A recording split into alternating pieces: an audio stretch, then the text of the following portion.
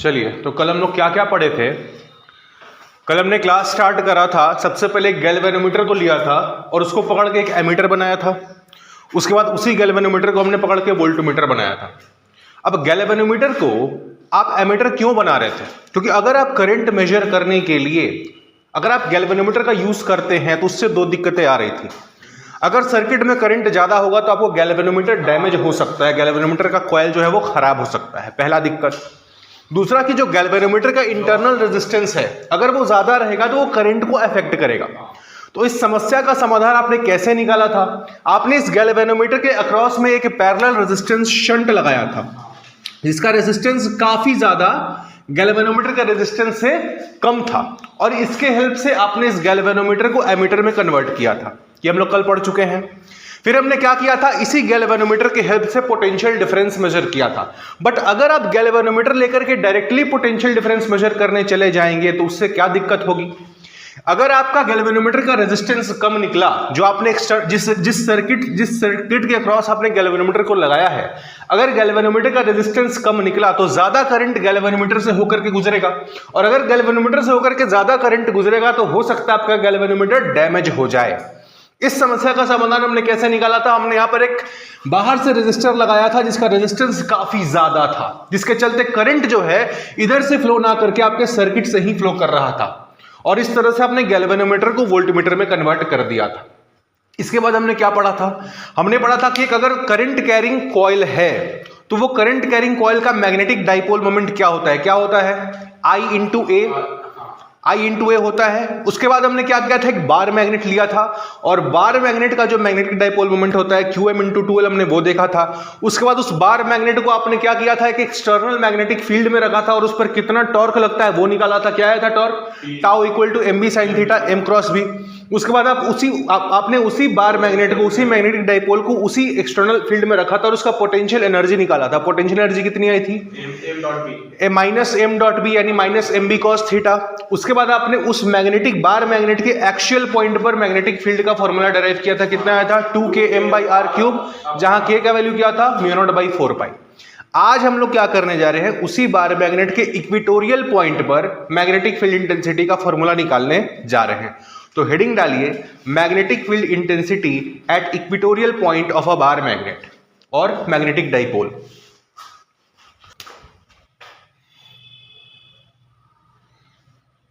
Magnetic field intensity at equatorial point of a magnetic dipole. Suppose कीजिए आपका bar magnet है, ये हो गया आपका नॉर्थ पोल, ये हो गया आपका साउथ पोल। पोल स्ट्रेंथ कितना था? QM, और दोनों पोल्स के बीच की दूरी कितनी थी? 2L। सपोज कीजिए यहां पर आपका कहीं इक्वेटोरियल पॉइंट है, पॉइंट P, जहां पर आपको मैग्नेटिक फील्ड इंटेंसिटी निकालनी है। लेट अस सपोज कि पॉइंट P का जो दूरी है इस मैग्नेट के सेंटर से, that distance is small r। ये हो गया आपका L, ये भी हो गया आपका L। तो एक पोल से, सपोज दैट साउथ पोल को हम पहले देखते हैं, यहां से इस पॉइंट P की दूरी कितनी होगी? ये होगा √r² plus L²। Similarly north pole से इस पॉइंट P की दूरी कितनी होगी? ये भी होगा क्या? √r² plus L²। ये तो ठीक है, आपका दूरी आपने पता कर लिया। आपको क्या निकालना है? मैग्नेटिक फील्ड इंटेंसिटी इस पॉइंट पर। तो सबसे पहले लिखते हैं कि magnetic field intensity at point P due to north pole. लिखिए, magnetic field intensity at point P due to north pole क्या होगा? KQM/r²। और डायरेक्शन क्या होगा इसका? अगर ये आपका A है, ये आपका B है, तो इसका जो डायरेक्शन होगा वो कुछ इस दिशा में होगा। B से लेके P वाला जो डायरेक्शन होगा उस तरफ होगा। तो ये होगा आपका अलोंग, अगर इस पॉइंट को हम PD मान, ABP अलोंग PD, ठीक है। उसी तरह magnetic field intensity at point P due to south pole, south pole के चलते भी क्या होगा, K Q M by R square. Direction क्या होगा, अगर हम यहां पर कोई पॉइंट ई मान लेते हैं तो अलोंग पी ई, ठीक है। अब देखिए सपोज दैट ये एंगल आपका थीटा है, ये भी एंगल आपका थीटा है। अगर ये दोनों एंगल आपके थीटा हैं तो यहां पर जो एंगल बनेगा, ये सारी चीजें हमने इलेक्ट्रोस्टैट्स में पढ़ी हुई है, सेम चीज यहां पर रिपीट हो रहा है, तो दिक्कत नहीं होनी चाहिए। अगर आपका ये एंगल थीटा है तो ये भी एंगल आपका थीटा हो गया, अगर ये एंगल आपका थीटा है तो ये भी एंगल आपका थीटा हो गया। मतलब पीडी और पी के अलोंग जो आपके मैग्नेटिक फील्ड इंटेंसिटी बने नॉर्थ पोल और साउथ पोल के चलते, दोनों के बीच का एंगल कितना हो गया, 2 थीटा। अब आपके पास दो वेक्टर है, एक वेक्टर है पीडी के अलोंग, दूसरा वेक्टर है पीई के अलोंग, और दोनों वेक्टर्स की जो मैग्नीट्यूड है K Q M upon R square, दोनों का मैग्नीट्यूड सेम है और दोनों वेक्टर्स के बीच का एंगल है 2 थीटा। तो रिजल्टेंट हम लोग कैसे निकालते हैं, अगर दो वेक्टर्स हैं वेक्टर ए और वेक्टर बी और दोनों के बीच का एंगल है थीटा, तो रिजल्टेंट का क्या फॉर्मूला होता है, under root A square plus B square plus 2ab cos theta. तो लेट अस सपोज फिलहाल के लिए इस K Q M by R square को हम मान लेते हैं B. Let K Q M upon R square equal to B, सिर्फ हम मैग्नीट्यूड की बात कर रहे हैं, राइट।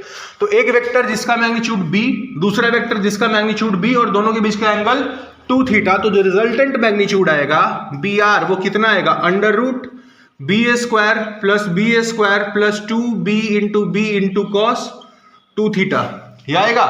तो ये कितना हो गया, under root 2b square plus 2b square cos 2 theta, मतलब under root 2b square 1 plus cos 2 theta, right. अब 1 प्लस कॉस 2 थीटा क्या होता है, हमने इलेक्ट्रोस्टैट्स में देखा था, 1 plus cos 2 theta is equal to 2 cos square theta. तो यहां पर उसको पुट कर दीजिए, under root 2b square into 2 cos square theta, ये कितना हो गया, under root 4b square cos square theta. तो ये क्या बना, 2b कॉस थीटा बना। अब यहां पर आप क्या करिए, 2b का वैल्यू था क्या आपका, K Q M upon R square into cos theta. अब यहां पर 2 into mu not by 4 pi, यहां पर के का वैल्यू क्या रहेगा, mu not by 4 pi, Q M by R square क्या है, under root R square plus L square, तो under root R square plus L square का whole square into cos theta. Cos theta आप क्या लिख सकते हो, L upon under root R square plus L square, तो L upon under root R square plus L square. इसको जब आप लिखेंगे तो क्या आएगा, 2 K Q M into L by R square plus L square to the power 3/2 आएगा। अब इस 2 को यहां ले आकर के एल के साथ लिख दोगे तो क्या बनेगा, K Q M into 2l upon R square plus L square to the power 3/2, ये बनेगा। और QM इंटू 2l क्या होता है, कल हमने पढ़ा था, मैग्नेटिक डाइपोल मोमेंट। तो आप इसको लिख सकते हो, जो आपका रिजल्टेंट B आया वो कितना आया, K M upon R square plus L square to the power 3/2, जहां के का वैल्यू क्या है, के है आपका म्यू नॉट बाई 4 पाई। अब अगर आपका डाइपोल काफी छोटा है, अगर डाइपोल का लेंथ, अगर आपका मैग्नेट का लेंथ काफी छोटा है, तो जो एल स्क्वायर है उसको आप क्या नेग्लिजिबल मान सकते हो। तो अगर आप इसको नेग्लिजिबल मान लीजिएगा तो आपका क्या आएगा, बी का फॉर्मूला क्या आएगा, के एम अपॉन आर क्यूब आया, जहां के क्या है, म्यू नॉट बाई 4 पाई। आया समझ, ये सारी आपने, अच्छा आपने इलेक्ट्रोस्टैट्स में क्या फॉर्मूला निकाला था, जब आपने एक इलेक्ट्रिक डाइपोल को उसके इक्वेटोरियल पॉइंट पर जब आप इलेक्ट्रिक फील्ड इंटेंसिटी निकालते थे तो वैल्यू क्या आई थी, Kp अपॉन आर क्यूब। यहां पे क्या आया है, Km अपॉन आर क्यूब, बस डिफरेंस क्या है, वहां K का वैल्यू क्या था, 1/4 पाई एप्सिलॉन नॉट, यहां K का वैल्यू क्या है, म्यू नॉट बाई 4 पाई। वहां पर P था और यहां पर क्या है, M। आया समझ, लिख लीजिए। हाँ यहाँ पर भी देखो ना, यहाँ तो डायरेक्शन जो है, यहाँ पर जो डायरेक्शन रिजल्टेंट मैग्नेटिक, ये हमने सिर्फ मैग्नीट्यूड लिखा है। अगर आप डायरेक्शन देखेंगे तो डायरेक्शन क्या है, अपोजिट डायरेक्शन में है, तो यहां पर भी वो चीजें सेम फॉलो हो रही हैं, लिख लीजिए। आज है last ODI, Australia versus India. आज ही तो है, 25 आज ही है ना, 25 आज है, आज ही होगा।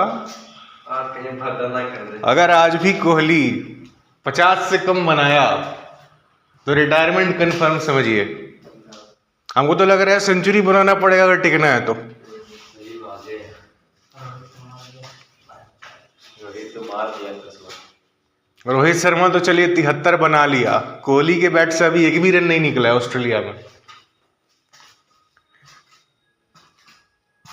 रोहित शर्मा को बचा था। हाँ चलो वो एक इनिंग खेल लिया, उसको 2 मौका और मिल सकता है। कोहली का तो यार थोड़ा ऑस्ट्रेलिया का ओपन और ऑस्ट्रेलिया का बहुत तगड़ा प्लेयर है, ओपन वाला में तगड़ा है सही।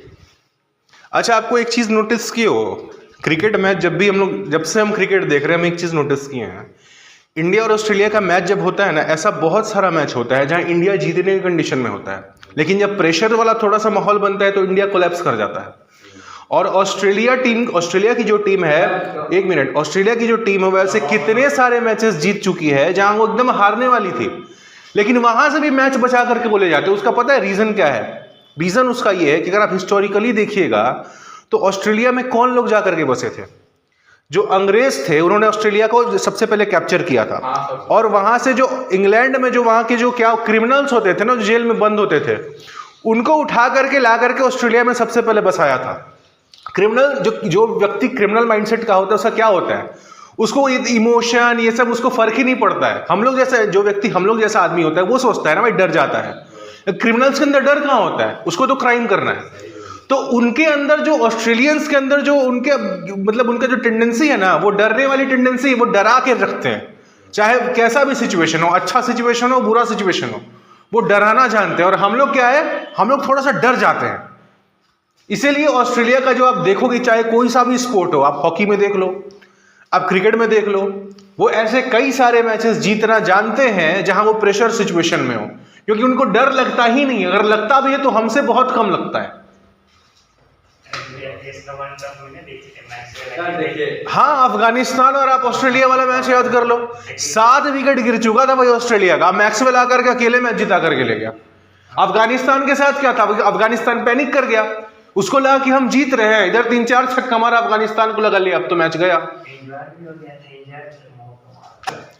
आप 2018 से 20 का जब वहां पे स्टीव स्मिथ और डेविड वार्नर को बैन किया था ना, उस समय ऑस्ट्रेलिया का टीम का परफॉर्मेंस थोड़ा खराब हुआ था 1-2 साल के लिए, बट वहां से फिर देखो वो लोग खड़ा होकर के फिर से टेस्ट चैंपियनशिप जीत गया। तो भाई ऑस्ट्रेलिया की टीम से अगर आप एक चीज सीख सकते हो ना, तो आप यही सीखो कि आप प्रेशर कैसे हैंडल करना है, वो सीखो। ऑस्ट्रेलिया में उसमें है, आप देख लो, उसमें जो 8वां 9वां 10वां का भी जो बैट्समैन आता है ना, वो बैटिंग करने जानता है। मतलब हमारे यहाँ लप्पा घुमाने वाले जो बॉलर्स होते हैं ना, टेलेंडर्स, हमारे यहाँ लप्पा घुमाते हैं बसा करके। ऑस्ट्रेलिया में आप देखोगे जो वहां पे टेलेंडर्स होते हैं, भाई रन बनाना जानते हैं। शुरू से ये रहा, बस एक ग्लेन मैकग्रा था वहां का बॉलर जो बैटिंग करना कम जानता था, उसके अलावा जो भी ब्रेटली को देख लो, शेन वॉर्न को देख लो, सब बैटिंग करना जानता है।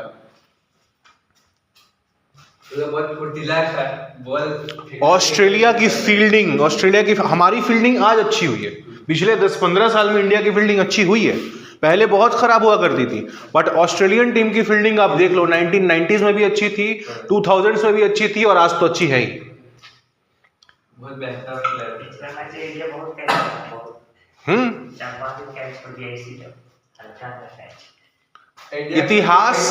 इतिहास का प्रभाव अभी भी होता है। लोग कहते हैं कि जो बीत गया सो बात गई, बट ऐसा नहीं है। इतिहास का प्रभाव आपके वर्तमान पे भी होता है और भविष्य पे भी पड़ता है। और जो ऑस्ट्रेलिया में जो उन क्रिमिनल्स को बसाया था ना, और क्रिमिनल जो माइंडसेट होता है ना कि डरना तो है ही नहीं, बस क्राइम करना है, वही माइंडसेट उन लोग को अभी भी लेकर के आगे बढ़ रहा है। सर आप वही सोचिए, पाकिस्तान में जो शोएब अख्तर जो हटा दिया था, उन लोग कितना गिर गए नीचे। शोएब अख्तर का आज भी आप अगर बॉलिंग देखो, उसका क्लिप जब देखते हैं ना, कभी इंस्टा पे देखते हैं, कभी यूट्यूब शॉर्ट्स पे देखते हैं, भाई देख के ही खौफ लगता है कि कोई एकदम बॉल लेकर के आ रहा है, 150 किलोमीटर की स्पीड से फेंक रहा है। मर्डर भी कर दिया। हाँ, मर्डर भी कर दिया। अरे भाई ब्रायन लारा का तुम ब्रायन लारा का क्लिप देखना, ब्रायन लारा के सर पे मारा था, लारा गिर गया था भाई, मरा नहीं था, बट वो उसको इंजरी अच्छी खासी हो गई थी। विराट कोहली इतना बड़ा प्लेयर कैसे बना? 2014 में जब ऑस्ट्रेलिया का टूर पे गया था ना भाई, पूरे इंडियन टीम की हालत बहुत अच्छी नहीं थी। कोहली भाई साहब 4 टेस्ट मैच में 4 सेंचुरी बना कर गए थे ऑस्ट्रेलिया में, और वहां पर जब ऑस्ट्रेलियंस उनको स्लेज करते थे तो पलट करके ये भी स्लेज करते थे। ये जवाब देना जानता है। अब पहले के जो प्लेयर्स होते थे उनका क्या था कि कोई बोल दिया, चलो बर्दाश्त कर लिए, बर्दाश्त करके आगे बढ़ गए, कोई बुरा नहीं मानने वाली बात है। Sportsman spirit. इसके लिए कोई स्पोर्ट्समैन स्पिरिट नहीं भाई। ये क्राउड को वहां पे मिडिल फिंगर दिखा करके आया था 2014 में। कोहली है भाई, भले आज रन नहीं बन रहा है, बट कोहली इज कोहली। हमारी अर्थ जो है वो एक मैग्नेट की तरह बिहेव करती है, आपको पता होगा। जब भी आप एक कॉम्पास को रखते हैं तो कॉम्पास का जो नॉर्थ पोल है वो अर्थ के नॉर्थ पोल की ओर की तरफ पॉइंट करता है, और मैग्नेट का जो कॉम्पास का जो साउथ पोल है वो अर्थ के साउथ पोल की तरफ पॉइंट आउट करता है। तो इसमें कुछ चीजें हैं, आप लोग जानते हो पहले से कि अर्थ एक मैग्नेट की तरह बिहेव करता है। इसमें कुछ चीजें हैं जो हमें जाननी है, उनको देख लीजिए, उसके बाद हम लोग आगे बढ़ेंगे। तो सपोज कीजिए ये है अर्थ का नॉर्थ पोल। अर्थ का नॉर्थ पोल मतलब ज्योग्राफिकल नॉर्थ पोल की हम बात कर रहे हैं, और ये इसका साउथ पोल। इसको हम लोग बोलते हैं ज्योग्राफिकल नॉर्थ, और इसको बोलते हैं ज्योग्राफिकल साउथ। अब हम ये मान के चलते हैं कि अर्थ के कोर में, ठीक है ना, हमने ये इमेजिन करके रखा हुआ है कि अर्थ के कोर में एक लंबा सा बार मैग्नेट है, और उस बार मैग्नेट का जो साउथ पोल है, इस बार मैग्नेट का जो साउथ पोल है वो अर्थ के नॉर्थ पोल के, अर्थ के ज्योमेट्रिक नॉर्थ की तरफ है, और इस बार मैग्नेट का जो नॉर्थ पोल है वो अर्थ के ज्योमेट्रिक साउथ की, ज्योग्राफिकल साउथ की तरफ है। समझ रहे हो? और यही रीजन है कि जब आप एक कॉम्पास को रखते हो तो कॉम्पास क्या एक तरह का मैग्नेट है, बार मैग्नेट। तो कॉम्पास का जो नॉर्थ नीडल है, नॉर्थ जो पोल है कॉम्पास का, वो अर्थ के अंदर जो मैग्नेट है उसके साउथ पोल से अट्रैक्ट होता है, जिसके चलते आपको नॉर्थ का डायरेक्शन दिखाता है। और कॉम्पास का जो साउथ पोल है वो अर्थ के अंदर जो मैग्नेट है उसके नॉर्थ पोल से अट्रैक्ट होता है, जिसके चलते ज्योग्राफिकल साउथ का डायरेक्शन दिखाता है। अब पॉइंट ये है यहां पर कि ये जो अंदर बार मैग्नेट है, मतलब अर्थ का जो मैग्नेटिक पोल है, ठीक है ना, ये ज्योग्राफिकल पोल से हल्का सा इंक्लाइंड होता है। कितना इंक्लाइंड होता है? 11.3 डिग्रीज। बट उससे पहले आप कुछ डेफिनेशंस लिख लो। सबसे पहले लिखो geographical axis. Geographical axis,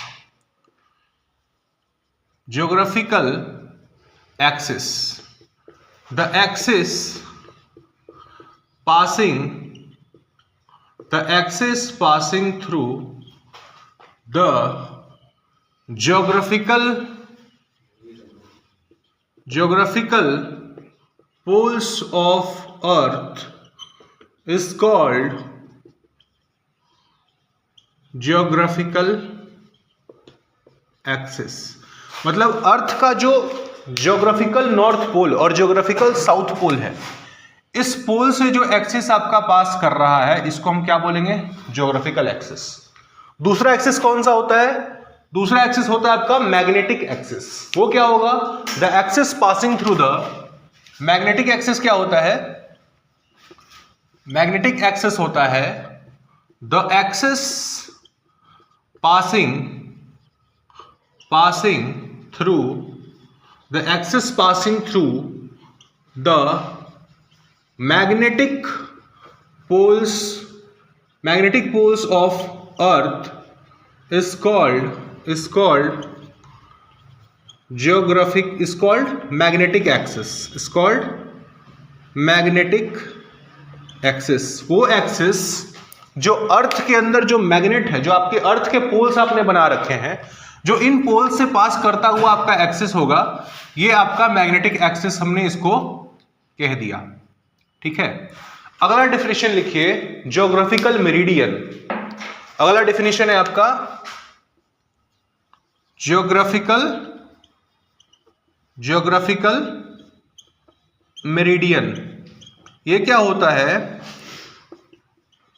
the vertical plane passing through the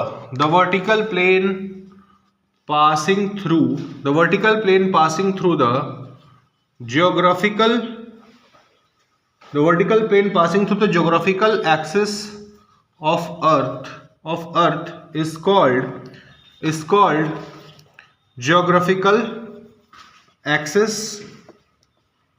geographical axis। और अंतिम में लिखिए geographical meridian. The vertical plane passing through the geographical axis of Earth is called geographical meridian. और लास्ट लिखिए magnetic meridian. The vertical plane passing through the magnetic axis. The vertical plane passing through the magnetic axis is called magnetic meridian. अब पहले समझ लीजिए, उसके बाद लिखिएगा. आपने कहा कि वो एक्सिस जो अर्थ के ज्योग्राफिकल नॉर्थ और ज्योग्राफिकल साउथ को के थ्रू पास करती है उसको हम ज्योग्राफिकल एक्सिस बोलते हैं, और वो एक्सिस जो अर्थ के मैग्नेटिक नॉर्थ और मैग्नेटिक साउथ पोल से पास करती है उसको हम मैग्नेटिक एक्सिस बोलते हैं. अब इस एक्सिस से होकर के, ज्योग्राफिकल एक्सिस से होकर के जो वर्टिकल प्लेन पास होगा उसको हम लोग बोलेंगे ज्योग्राफिकल मेरिडियन, और वो वर्टिकल प्लेन जो अर्थ के मैग्नेटिक एक्सिस से होकर के पास करेगा उसको हम लोग बोलेंगे मैग्नेटिक मेरिडियन. आई बात समझ में? अर्थ का जो मैग्नेटिक फील्ड लाइंस होती हैं, कुछ इस तरह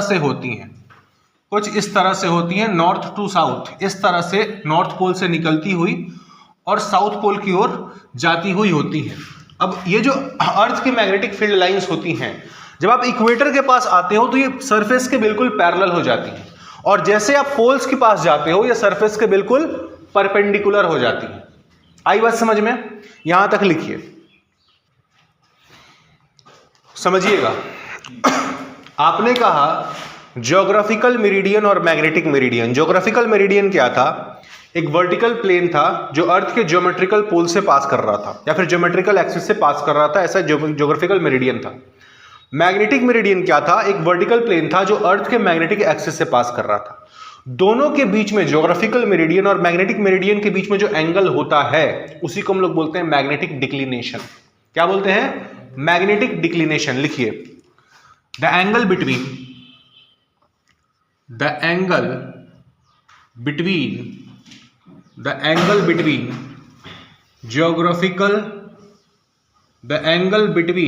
geographical meridian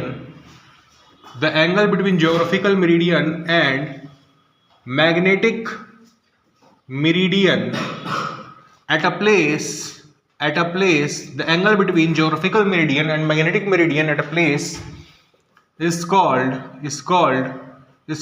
magnetic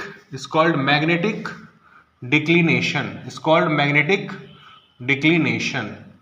अब सपोज करो कि ये है आपका ज्योग्राफिकल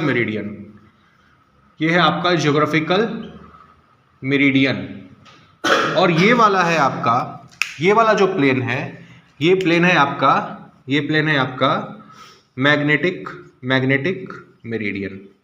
आपने दो प्लेन्स बनाया, मैग्नेटिक मेरिडियन जो मैग्नेटिक एक्सिस से पास कर रहा है, ज्योग्राफिकल मेरिडियन जो ज्योग्राफिकल एक्सिस से पास कर रहा है.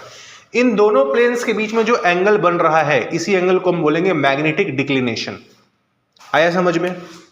दूसरी बात, मैग्नेटिक मेरिडियन में जो इस प्लेन में जो नेट मैग्नेटिक फील्ड होगा, अगर वो इस तरफ है, सपोज दैट ये आपका नेट मैग्नेटिक फील्ड है, मैग्नेटिक मेरिडियन की बात कर रहे हैं, तो यहां जो नेट मैग्नेटिक फील्ड होगा इसको आप दो कंपोनेंट्स में ब्रेक कर सकते हो. एक इसका वर्टिकल कंपोनेंट BV और दूसरा horizontal component BH.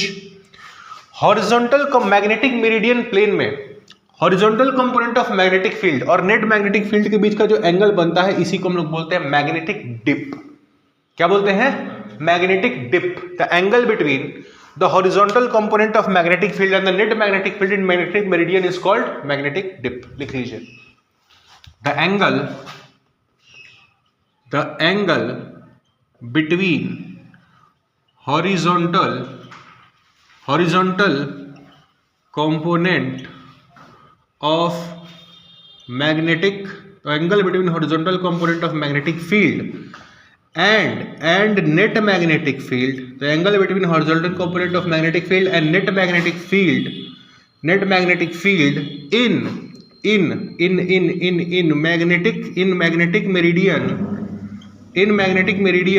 magnetic meridian is called magnetic is called magnetic dip. The angle between horizontal component of magnetic field and net magnetic field in magnetic meridian is called magnetic dip. लिखिए अगला topic magnetic materials. But magnetic materials पढ़ने से पहले हम कुछ terms के बारे में जानेंगे. ये टर्म्स को समझना जरूरी है, तभी आपको मैग्नेटिक मटेरियल समझ में आएगा. पहला लिखिए magnetic flux. Magnetic flux, magnetic flux. Electric flux क्या होता था, कौन बताएगा? इलेक्ट्रिक फ्लक्स क्या होता था? ये तैयारी चल रही है आप लोगों की है कि जो सवाल पूछो बस पन्ना पलट के देखना पड़ रहा है कि इलेक्ट्रिक फ्लक्स क्या होता था. The total number of electric field lines passing through any surface area is called electric flux. तो यहां पर क्या हो जाएगा? Total number of magnetic field lines passing through area is called magnetic flux. थोड़ा पहले का पढ़ते रहिए, अन्यथा बोर्ड में नंबर कुछ अच्छा नहीं आने वाला है. हाँ, अगर कनेक्शन है तो फिर अलग बात है. हम उनकी बात कर रहे हैं जिनका कनेक्शन नहीं है, ठीक है, या जो कनेक्शन नहीं बनाना चाहते हैं, जो मेहनत से नंबर लाना चाहते हैं. पढ़ना चालू कर दीजिए वरना स्थिति काफी गंभीर हो जाएगी. द टोटल नंबर ऑफ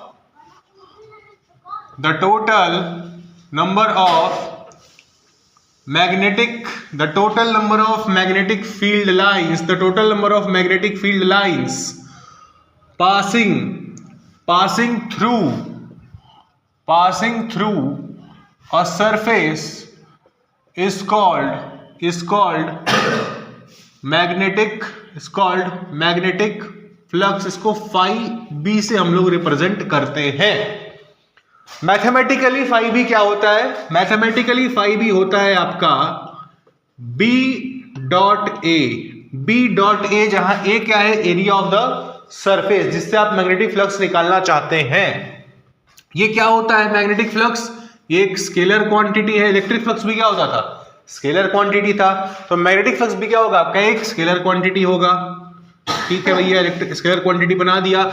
इसका ऐसा यूनिट क्या होता है? ऐसा यूनिट ऑफ फाई क्या होता है? ऐसा unit of magnetic flux phi B क्या हो जाएगा? ये हो जाएगा आपका, इसको हम लोग बोलते हैं weber.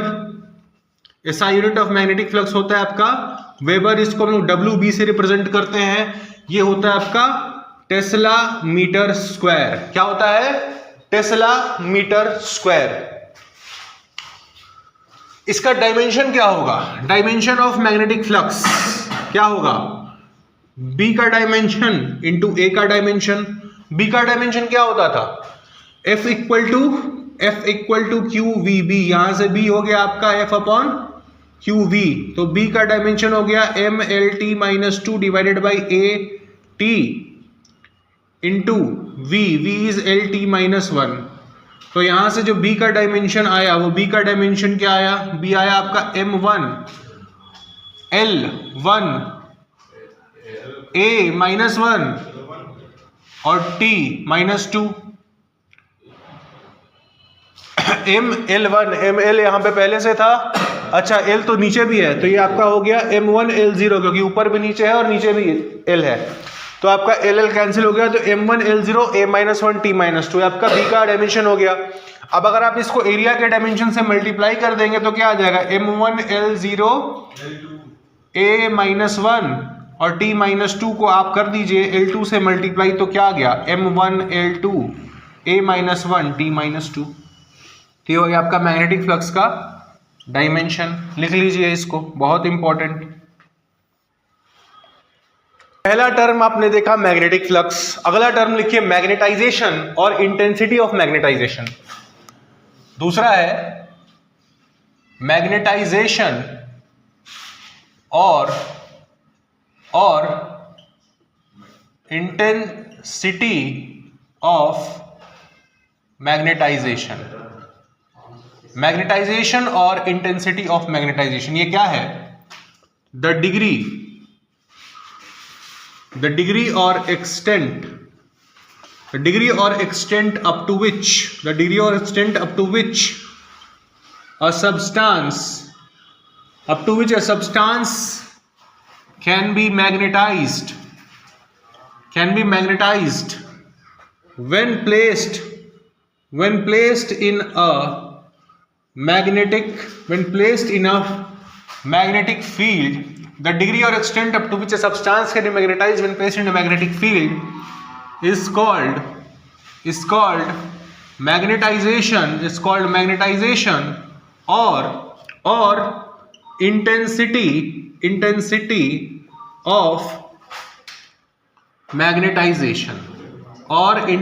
of magnetization. It is represented using I और M. देखो भाई है क्या कि अगर आप किसी सब्सटेंस को, किसी मैग्नेटिक मटेरियल का, कोई सा भी मटेरियल को अगर आप एक मैग्नेटिक फील्ड में रखते हैं तो कुछ मैग्नेटिक प्रॉपर्टी उसके अंदर भी आ जाती है। तो जितनी मैग्नेटिक प्रॉपर्टी उसके आने की क्षमता हो सकती है उसको हम बोलते हैं मैग्नेटाइजेशन और इंटेंसिटी ऑफ मैग्नेटाइजेशन। सपोज कीजिए कि आपके पास एक सोलेनॉइड है और सोलेनॉइड के अंदर क्या होता है, एक मैग्नेटिक फील्ड होता है, उसके कोर में यूनिफॉर्म मैग्नेटिक फील्ड होता है। अगर आप इस सोलेनॉइड के अंदर किसी मटेरियल को डाल देते हैं तो आप देखते हैं कि इसके अंदर भी कुछ मैग्नेटिक प्रॉपर्टी आ जाती है। तो जितनी मैग्नेटाइजेशन इसके अंदर आई उसी को हम क्या बोलते हैं, मैग्नेटाइजेशन और इंटेंसिटी ऑफ मैग्नेटाइजेशन। आया समझ में? अब इसका फॉर्मूला क्या होता है मैग्नेटाइजेशन का? तो मैग्नेटाइजेशन को हम लोग mathematically magnetization is equal to magnetization M is given by magnetic dipole moment M per unit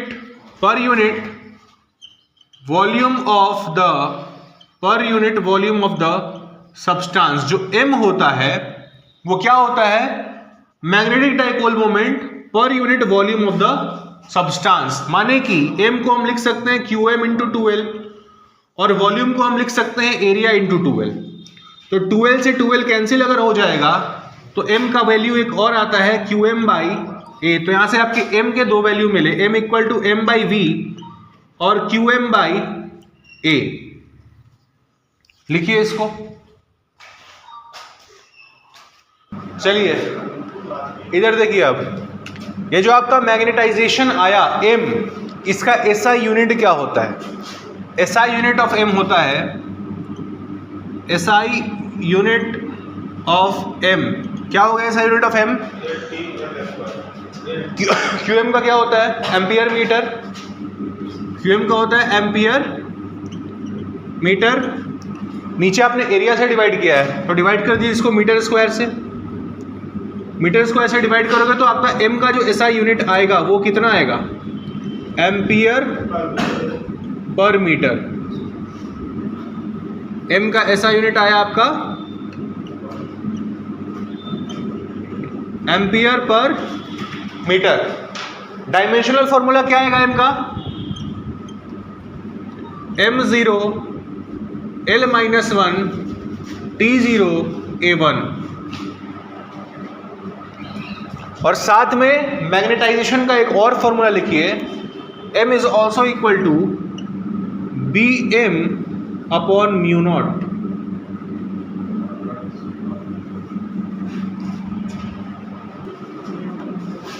BM by mu not, M equal to BM by mu not. BM क्या है? जो मैग्नेटिक फील्ड, जैसे अगर आपका material magnetise हुआ तो magnetise होने के बाद कुछ मैग्नेटिक फील्ड बनेगी, जो मैग्नेटिक फील्ड BM बनेगी उसका वैल्यू हम कैसे निकालेंगे? Mu naught into M। आया समझ?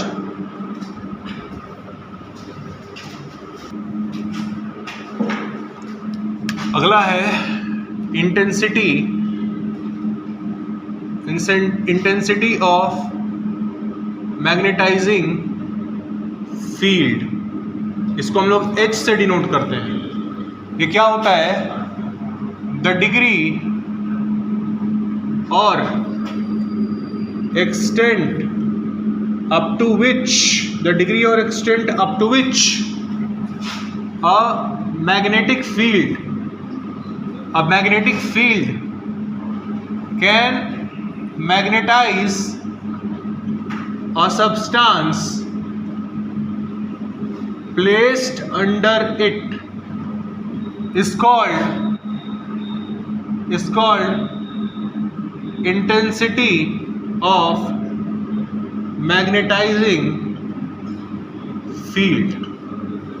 H जो होता है, H का फॉर्मूला होता है BO upon mu not. H का SI यूनिट क्या हो जाएगा?